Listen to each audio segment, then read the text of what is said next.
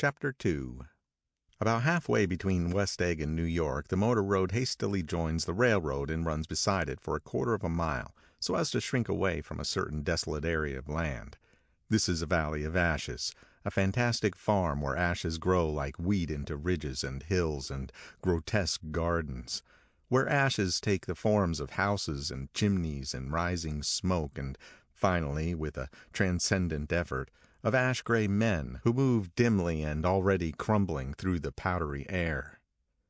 Occasionally a line of gray cars crawls along an invisible track, gives out a ghastly creak, and comes to rest, and immediately the ash-gray men swarm up with leaden spades and stir up an impenetrable cloud which screens their obscure operations from your sight. But above the gray land and the spasms of bleak dust which drift endlessly over it, you perceive, after a moment, the eyes of Dr. T.J. Eckelberg. The eyes of Dr. T.J. Eckelberg are blue and gigantic. Their retinas are 1 yard high. They look out of no face, but instead from a pair of enormous yellow spectacles which pass over a non-existent nose. Evidently some wild wag of an oculist set them there to fatten his practice in the borough of Queens, and then sank down himself into eternal blindness, or forgot them and moved away. But his eyes, dimmed a little by many pointless days, under sun and rain, brood on over the solemn dumping ground. The Valley of Ashes is bounded on one side by a small foul river, and when the drawbridge is up to let barges through, the passengers on the waiting train can stare at the dismal scene for as long as half an hour. There is always a halt there of at least a minute, and it was because of this that I first met Tom Buchanan's mistress. The fact that he had one was insisted upon wherever he was known. His acquaintances resented the fact that he turned up in popular cafes with her, and, leaving her at a table, sauntered about, chatting with whomsoever he knew. Though I was curious to see her, I had no desire to meet her. But I did. I went up to New York with Tom on the train one afternoon, and when we stopped by the ash heaps, he jumped to his feet and, taking hold of my elbow, literally forced me from the car. "We're getting off," he insisted. "I want you to meet my girl." I think he'd tanked up a good deal at luncheon, and his determination to have my company bordered on violence. The supercilious assumption was that on Sunday afternoon I had nothing better to do. I followed him over a low whitewashed railroad fence, and we walked back 100 yards along the road under Dr. Eckelberg's persistent stare.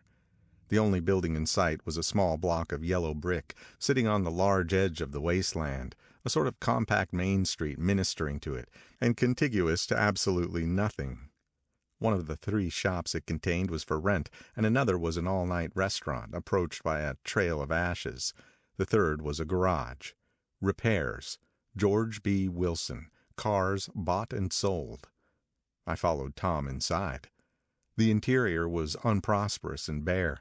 The only car visible was the dust-covered wreck of a Ford which crouched in a dim corner. It had occurred to me that this shadow of a garage must be a blind, and that sumptuous and romantic apartments were concealed overhead, when the proprietor himself appeared in the door of an office, wiping his hands on a piece of waste. He was a blond, spiritless man, anemic and faintly handsome. When he saw us, a damp gleam of hope sprang into his light blue eyes. "Hello, Wilson, old man," said Tom, slapping him jovially on the shoulder. "How's business?" "I can't complain," answered Wilson unconvincingly. "When are you going to sell me that car?"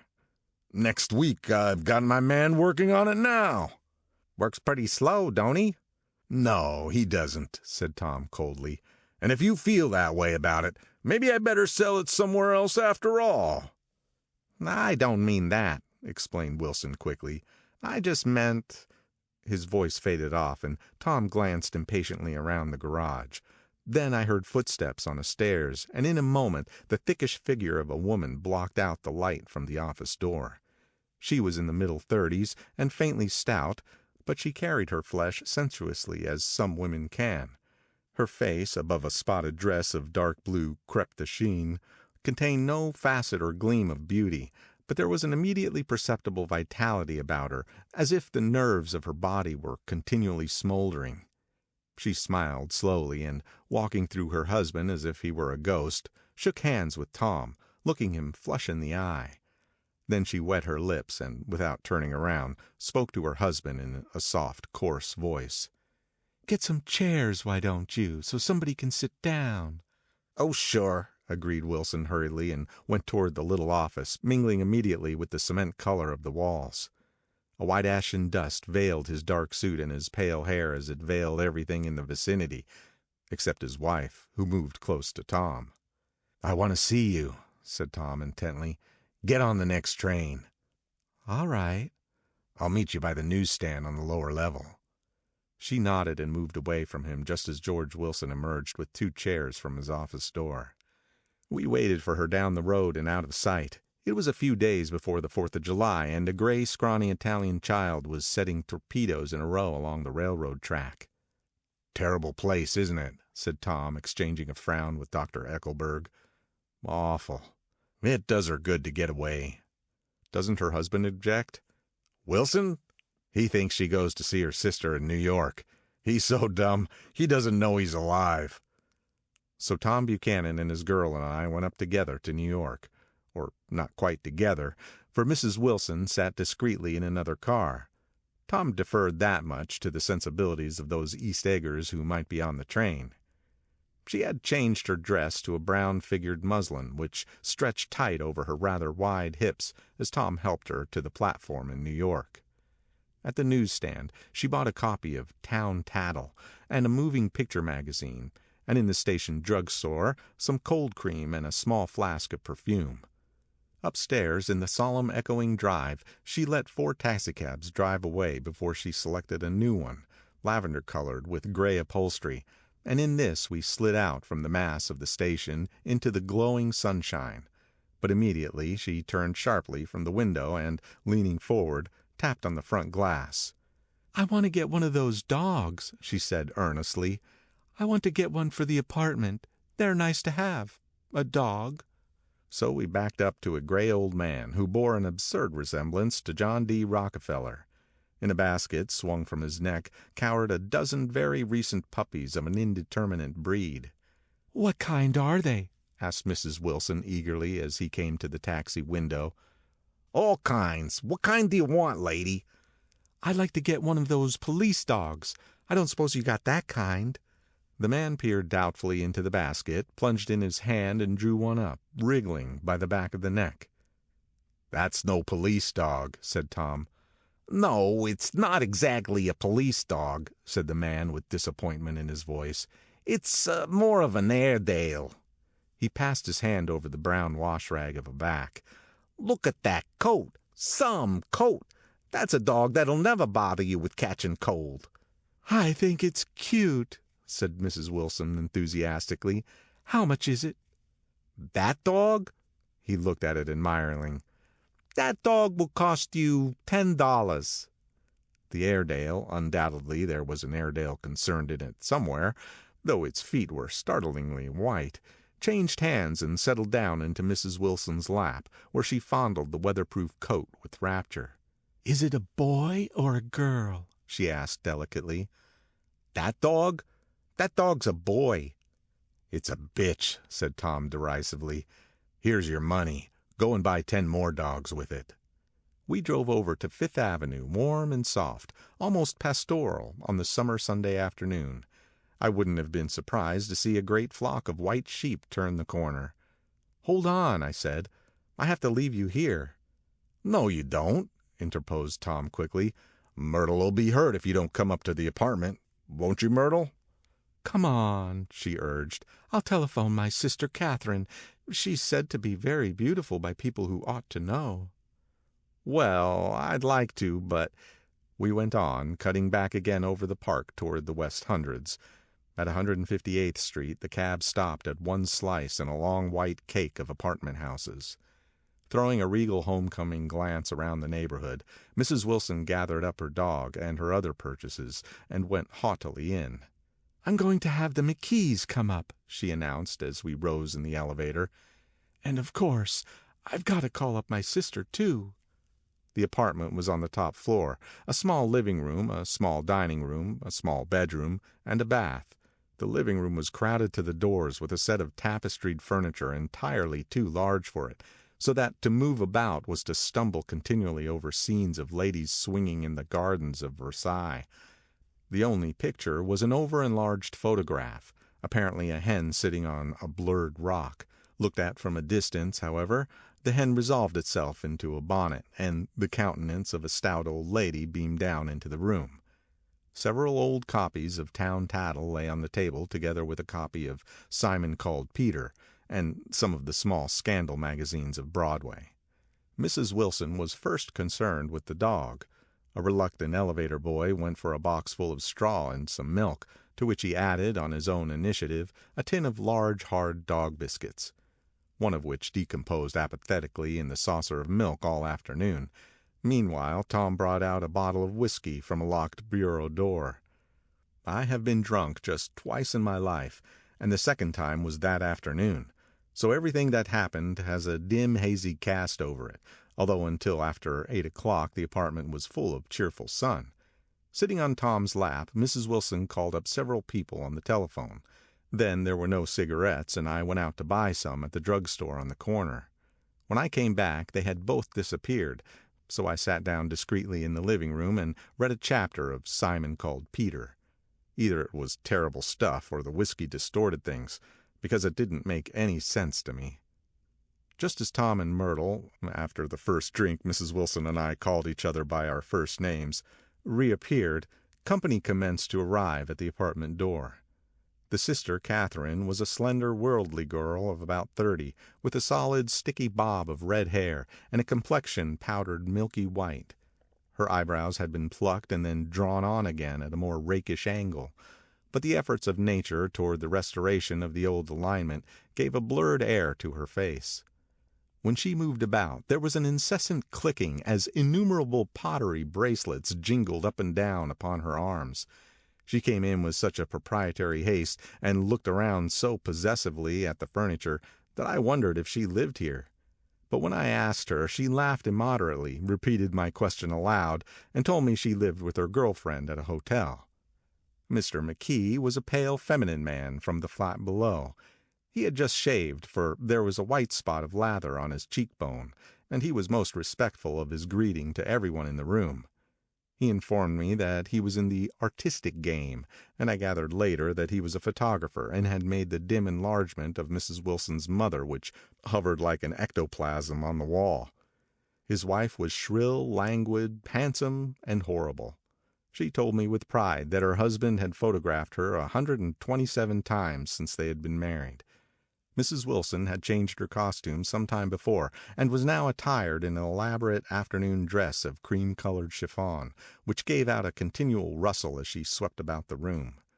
With the influence of the dress, her personality had also undergone a change. The intense vitality that had been so remarkable in the garage was converted into impressive hauteur. Her laughter, her gestures, her assertions became more violently affected moment by moment, and as she expanded, the room grew smaller around her, until she seemed to be revolving on a noisy, creaking pivot through the smoky air.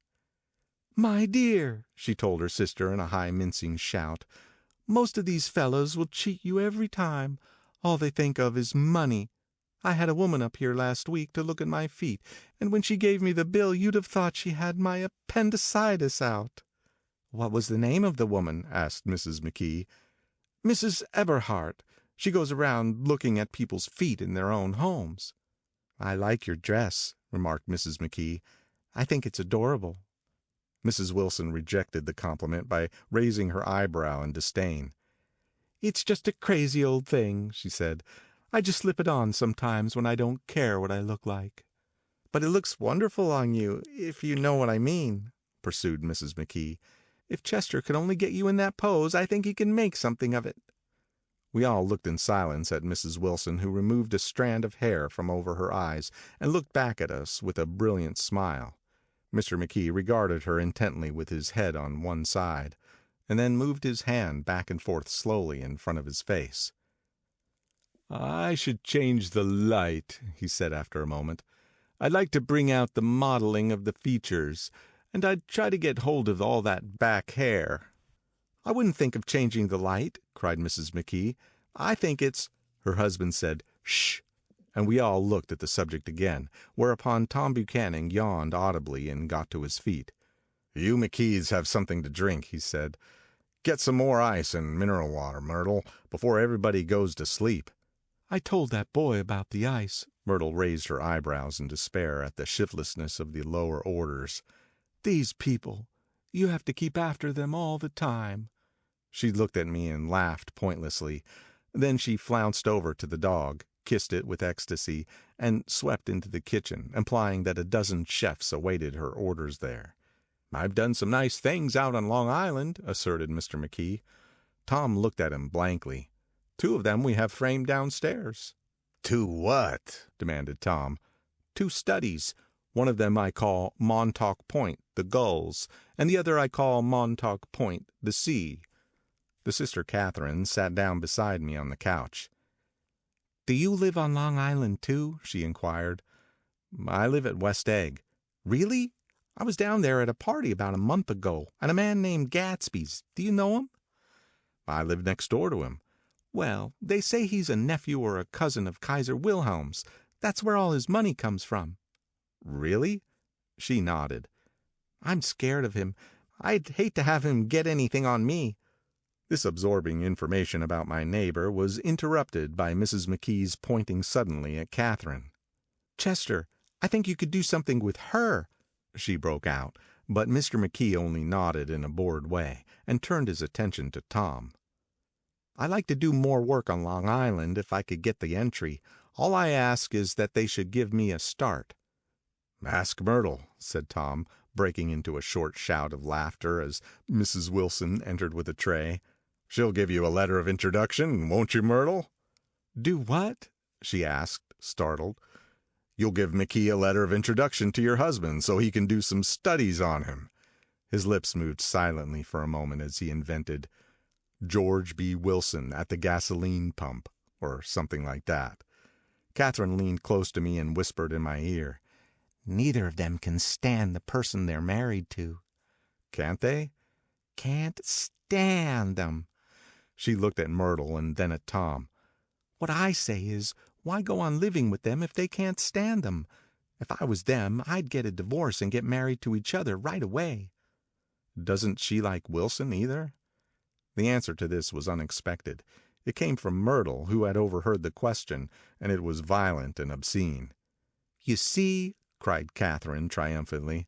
She lowered her voice again. "It's really his wife that keeps them apart. She's a Catholic, and they don't believe in divorce." Daisy was not a Catholic, and I was a little shocked at the elaborateness of the lie. "When they do get married," continued Catherine, "they're going west to live for a while until it blows over." "It'd be more discreet to go to Europe." "Oh, you like Europe?" she exclaimed surprisingly. "I just got back from Monte Carlo." "Really?" "Just last year. I went over there with another girl." "Stay long?" "No, we just went to Monte Carlo and back. We went by way of Marseille. We had over $1,200 when we started, but we got gypped out of it all in 2 days in the private rooms. We had an awful time getting back, I can tell you. God, how I hated that town." The late afternoon sky bloomed in the window for a moment like the blue honey of the Mediterranean. Then the shrill voice of Mrs. McKee called me back into the room. "I almost made a mistake, too," she declared vigorously. "I almost married a little kike who'd been after me for years. I knew he was below me. Everybody kept saying to me, 'Lucille, that man's way below you.' But if I hadn't met Chester, he'd have got me for sure." "Yes, but listen," said Myrtle Wilson, nodding her head up and down. "At least you didn't marry him." "I know I didn't." "Well, I married him," said Myrtle ambiguously, "and that's the difference between your case and mine." "Why did you, Myrtle?" demanded Catherine. "Nobody forced you to." Myrtle considered. "I married him because I thought he was a gentleman," she said finally. "I thought he knew something about breeding, but he wasn't fit to lick my shoe." "You were crazy about him for a while," said Catherine.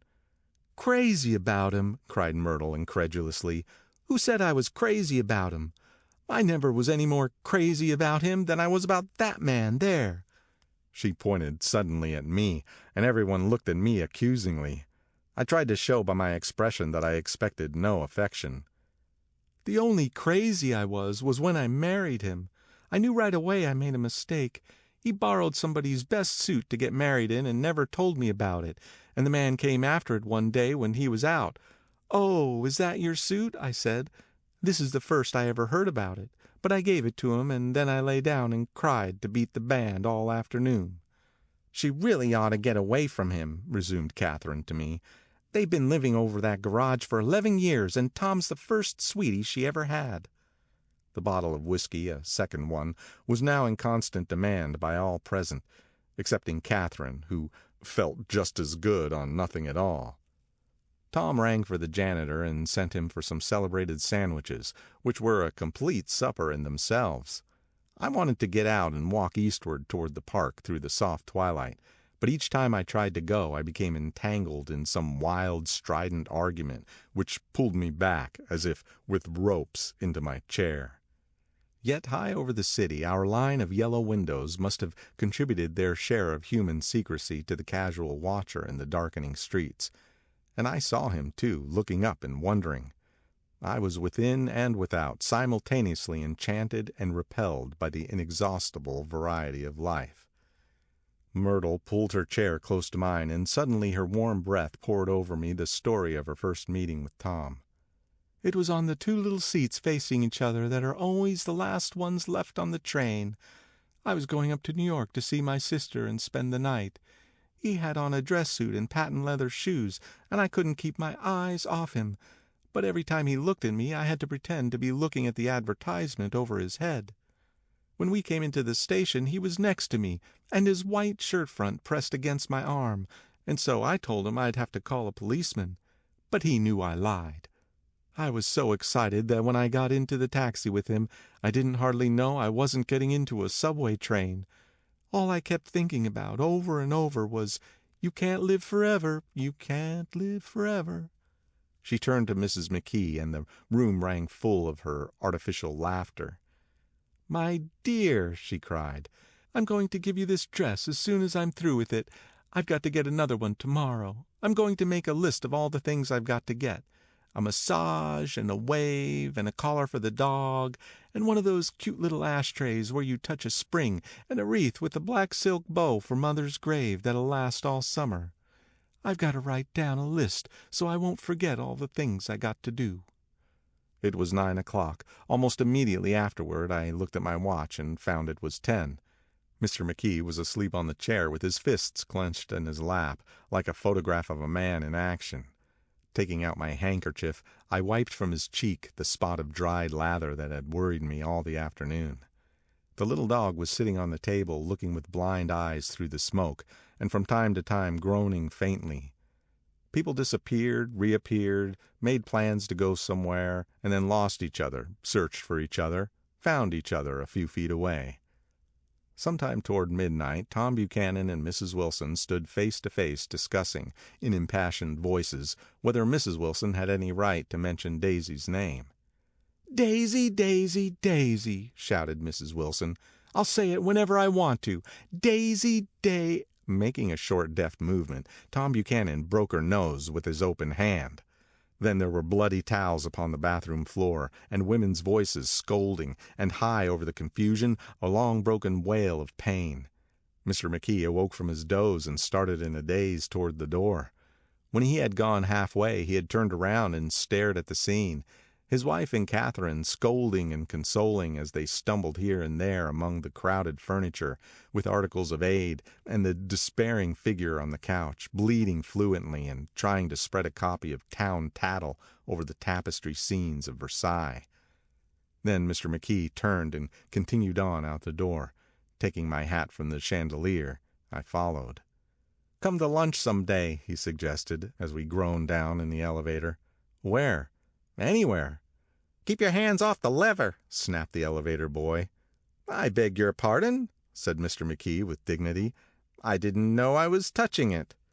"All right," I agreed. "I'll be glad to." I was standing beside his bed, and he was sitting up between the sheets, clad in his underwear with a great portfolio in his hands. Beauty and the Beast, Loneliness, Old Grocery Horse, Brookenbridge. Then I was lying half asleep in the cold lower level of the Pennsylvania station, staring at the morning Tribune and waiting for the 4 o'clock train. End of chapter 2.